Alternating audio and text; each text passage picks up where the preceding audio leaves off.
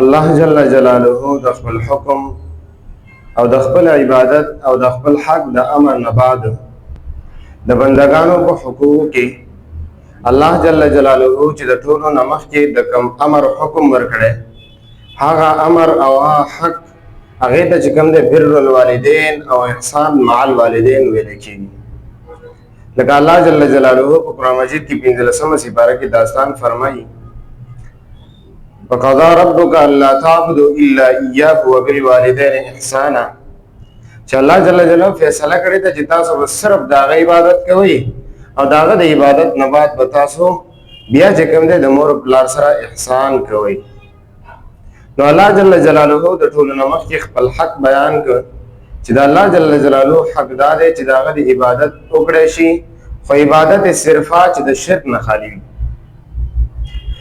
او بالکل بندگان د ټول موحدین شي توحید دی اپناو کی او د توحید په دایره کې دننه دی الله جل جلاله ته عبادت کی او خشوع او تذلل اختیار کی. بیا د خپل حق نه بعد الله جل جلاله د بندگانو په حقوق کې د ټول عظیم حق چاغه تبر الوالدین لکېږي احسان مع الوالدین لکېږي. الله جل جلاله باغی باندې امر فرمایي. همدغه رنګ نبی کریم صلی الله علیه وسلم د دې وضاحت وکړ. حضرت فرمایي چې جنت الجنت تحت اقدام الامهات چې جنت د میندو د خپل دلاندې دي. حضرت دا وضاحت فرمایي. د دې بعد حضرت یو بل وضاحت هم فرمایلی دی صلی الله علیه وسلم. صحابي راغی یا رسول الله ولې حق د چا دی د مور. بیا راغی بیا تاسو کوئی حضرت دریم حق د چا دی بیا د مور. بیا تاسو کوئی حضرت دریم حق د چا دی د مور. سلورم بیا تاسو کو چې سلورم حق د چا دی بیا حق د چا دی. حضرت فرمایل د پلان. نو درې حصے حق الله جل جلاله د پیغمبر علیه الصلاۃ والسلام په خپل باندې مور تور کړي او الله جل جلاله هم دغه طرف ته کوم دی په قرآن مجید کې متعدد زینو کې اشاره کړی ده. همدغه رنګ د نبی صلی الله علیه وسلم نور هم ډیر شي احادیث په دې باندې موجود دي چې د الله جل جلاله د حق نه بعد په بندگانو په حقوق کې د دې عظیم هستیانو حق اپناول دا په بنده باندې لازم واجب دي. نبی صلی الله علیه وسلم ترغیب هم ډیر ورکړي. دا یو صحابي دی د مرګ وخت د کلمه نه نصیب کیږي. حضرت ویلې تاسو کې چې د مور شرط د مور را وصله شوی دا مور دا ولي مفهومه درته وي مور ورته عزت نه خپایما معلومه شو چې د مور خپه ده. حضرت مور بي را وصله سر ته ورته ودرولا ویلې مور بي دا زوی معاف کا چې دا تکلیف په آسان شي. هغه ویلې حضرت نه معاف کوم. حضرت صحابه کرام رضی الله تعالی عنهم تامر فرمایي چې لرګي راوړي چې وسوځم. مور ورته وی زما بچي څنګه سوځي. حضرت ورته فرمایي چې تینه معاف کې دا بچي نو سا وتل دی د ډایرک جهنم ته تلل دي. جاره چې کوم دې خبر به د جهنم د غړو نه یو غړ ورته ګرځي او ډایرک به کور باندې سوځي. نو ما ول راځه زه بدل تم د توسو.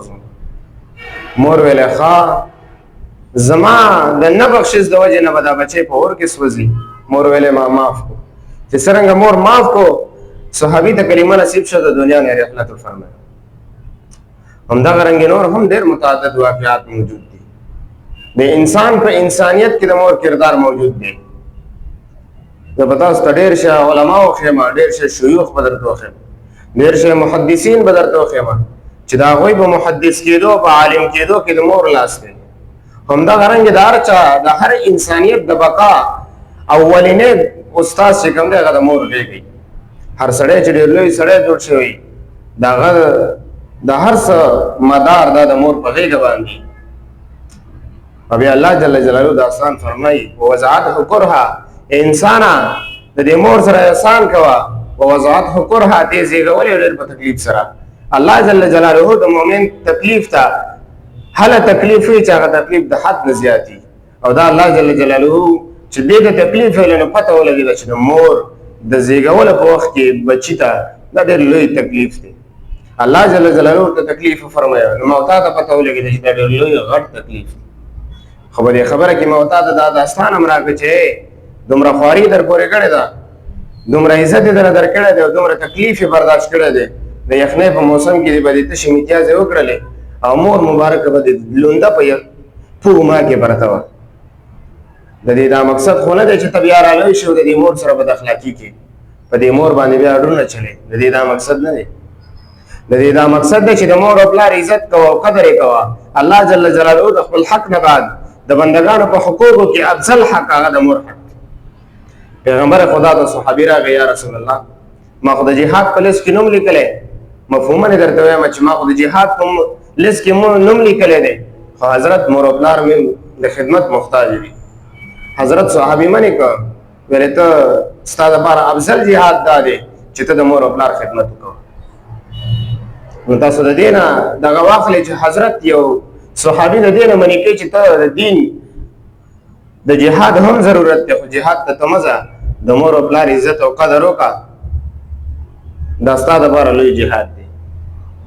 تاسو به واقعه اورېدلې دا ویسې کرني رحمه الله دې د صحابیت نه پاتې شوی او د مور د خدمت د وجې نه یو ورځ مور اجازت ورکړه چې بچی لاړ شه، خو چې ډېر ناوخته نه کې بیا زر راځه. بچی راغی، حضرت نشته، جنګ ته تللی دی، بچی واپس لاړ، مور ته د صحابیت نه هغه پاتې شو، تابعیت ته پاتې شو. خو حضرت صلی الله علیه وسلم حضرت عمر رضی الله عنه ته وفرمایل چې ستا په دور خلافت کې به یو سړی راځي او داسې او داسې وي، ته د هغه نه دعا وغواړه. حضرت عمر رضی الله عنه په خلافت کې نبی رسول الله صلی الله علیه وسلم چې کوم علامات ښودلي وو هغه علاماتو باندې سړی بیا پیدا کړ، وفد کسان یې ودرولي چې پیدا یې کړ. حضرت ورته فرمایي تاسو ما ته دعا وکړئ. نو تاسو دې نه عبرت والئ، دې نه سوچ والئ چې یو تابعي امیر المؤمنین او خلیفه ثانی ته نبی رسول الله وایي چې داغه بیا دعا وغواړه. صحابیت په خپل ځای باندې، تابعیت په خپل ځای باندې، هغه د مور خدمت هغه ځای ته رسولی چې هغه د خولې نه اواز وباسي نو د الله جل جلاله په عرش ته ځي او الله جل جلاله د هغه دعا قبلوي، هغه مستجاب الدعوات ګرځېدلی. د دې ټوله وجه دا وه چې د مور خدمت او د مور عزت نن سبا موتا معاشرې کې کوم قدر عزت او کومه کیټګري ورکړې ده. موتا خپل ګریوان کې کتلی دي چې الله جل جلاله کوم داستان فرمایي، پیغمبر خدای کوم داستان فرمایي، په همدې داستان باندې موتا رواني که نه بیا به موتا د ځان پته ولګي. موږ ټول د مور او پلار بې قدري دا زموږ د زندګۍ یو لوی میشن ګرځېدلی دی. وړوکی نه وړوکی بچی چې د مور سره خبرې کوي ته یې که دی نوکره ده، مور نه ده نوکره ده. نو ځکه خو معاشره یو بل طرف ته روانه ده چې یو عظیم استاذ چې د زندګۍ اولنی پوړی کې دا استاذ وي، د هغه استاذ بې ادبي شروع ده، نافرماني شروع ده. او په دې ضمن کې به یو مسله ذکر کړو، هغه دا ده چې کوم سړی چې حقوق الوالدین کې لګیا وي، علما کرام فرمایي چې د هغه سره سلام دعا پرېږدي، ځکه چې دا به هغه سنګین جرم کې لګیا دی. نبی علیه الصلاة والسلام په حدیث کې د ګناه کبیره لږ ذکر کوي، فرمایي الاشراک بالله، اول د الله سره شرک کول دا ګناه کبیره ده.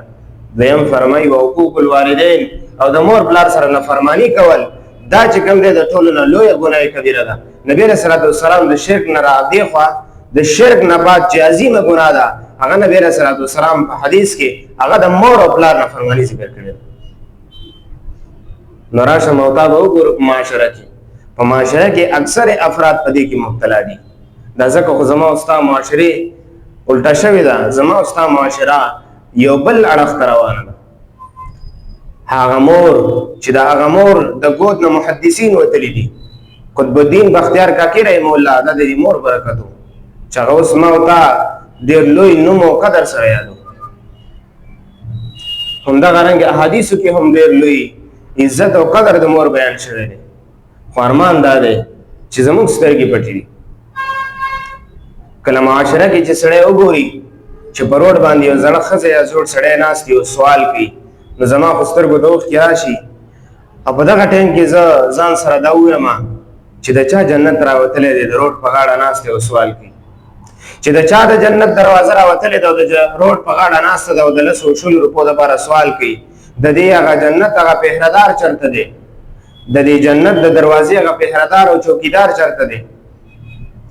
هغه چوکیدار د خپل جنت نه بې فکره شوی دی، هغه چوکیدار خپل جنت پرېښی دی. نو دا د افسوس او د حیرت مقام دی چې مونږ وګورو چې د چا جنت د روډ په غاړه باندې راسي له 100 روپو لپاره سوال کوي. ارمان دا دی چې دغه سړی هم دغه سوچ وکړي چې زما جنت د روډ په غاړه ولې ناست دی، زما جنت په کور کې د پردې سره ولې نه کېږي، زما جنت په کور کې په عزت او په قدر باندې ولې نه کېږي. د معاشره خو ځکه ګډه وډه شوه، د معاشرې د عظیم استاذ بې ادبي نافرماني روانه ده، ځکه خو الله جل جلاله هم قهرونه عذابونه رالیږي. نو غرض مې د دې ټولې خبرې نه ده چې نن سبا معاشره کې چې مور او پلار ته په کوم سپک نظر باندې کتلی شي، که دغه د معاشرې نه ختم نه شي، معاشره به نور هم بګړاو طرف ته روانېږي. ځکه دا د معاشرې یو عظیم استاذ دی. هر کله چې په معاشره کې د دې استاذ کردار ختم شي، معاشره به د انګریز لټریچر ته ځي، معاشره به د ګناهګارۍ لټریچر ته ځي، معاشره کې به زنا هم کېږي، معاشره کې فحاشي هم کېږي، معاشره کې بېحیایي راځي، معاشره کې به ناپ او تول کې کمی راځي، معاشره کې به ظالم پیدا کېږي، معاشره کې بیا مظلوم هم پیدا کېږي، معاشره کې به قاتل پیدا کېږي، معاشره کې بیا مقتول هم پیدا کېږي. لہذا که د دې هستې که د دې هستو مونږ قدر او عزت ونه کړه، نو دا ټولې خرابۍ به زموږ په سر باندې راځي او دا ټولې خرابۍ زموږ په سر باندې بیا تړلي دي.